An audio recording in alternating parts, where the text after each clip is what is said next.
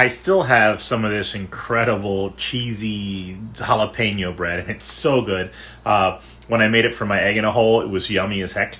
But I also still have French toast on the brain. I was supposed to actually make French toast with sausage according to the wheel. I wondered what would happen if you took a cheesy jalapeno bread and French toasted it. It'd be sweet, but it'd be cheesy and it'd be spicy. You know, can you do a cheesy French toast? I've never even heard of such a thing. Of course, I have to find out. So I'm going to add some milk, and then I like to add a 1/4 teaspoon of vanilla extract. Each of these is 1/8 of a teaspoon. So I put 2 of those in. And then, as always, my cinnamon nutmeg. Thank you again to my cousin Monica, who reminded me that I forgot my vanilla last time. That would have been terrible. Nutmeg goes a long way, so you don't want to have a lot of that. I find it tastes kind of almost tinny, like metallic tinny if I add too much of it. So I try to go a little bit gentle with that. And I always like to add a little bit of sugar to sweeten it up. And a pinch of salt to make everything taste more like itself. You'll notice I only had 1 egg, and I added a little extra milk just now to make sure I have enough batter. But there we go. I'm going to put that in there, let it sit for a minute, flip it over for a minute, then put the other one in. And I'm going to start putting everything away. Wow, this bread was super thirsty. It, in just a minute, soaked up almost all that egg. So it's like the opposite of my French bread experience.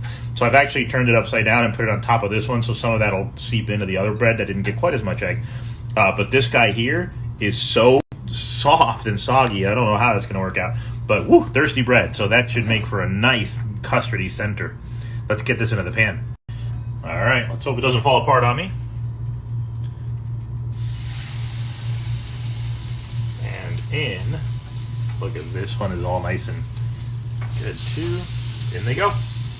Look at that. I mean, it soaked up everything. Oh my God, it smells so good. The vanilla is just exploding off the pan right now. Gonna get ready to flip that in a second. Okay. Let's see what we got going on here. Oh, yes. Now that is a pretty color. So I am going to be very excited to do that for my stack. Got my sausage and my fruit ready. I'm going to put that. You'll notice I flipped it back over just to get it hot.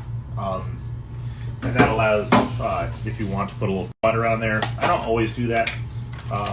You know, the added fat, and that's always great for you, but every once in a while, finishing it with just a little bit of butter.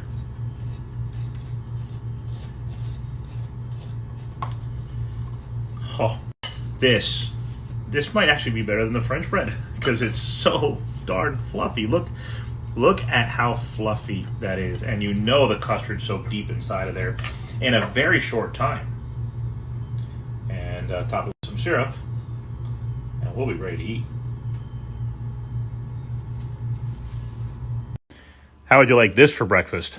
Jalapeno cheddar French toast with a super custardy center, some grapes, and some a little bit of sausage to judge it up.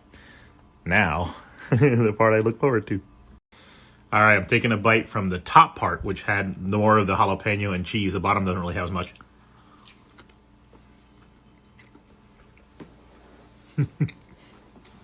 Okay, so first of all, the custard is so good.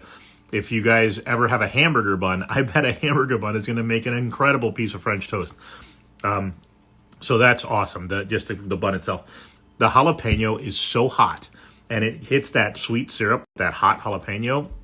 I really enjoy that. If you're a spicy food person, that's a cool combination. The cheese. The cheese adds 2 things.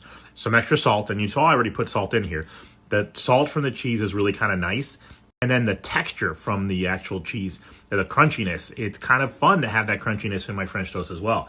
Overall, having a jalapeno cheddar French toast bun, big time, I'll do that again.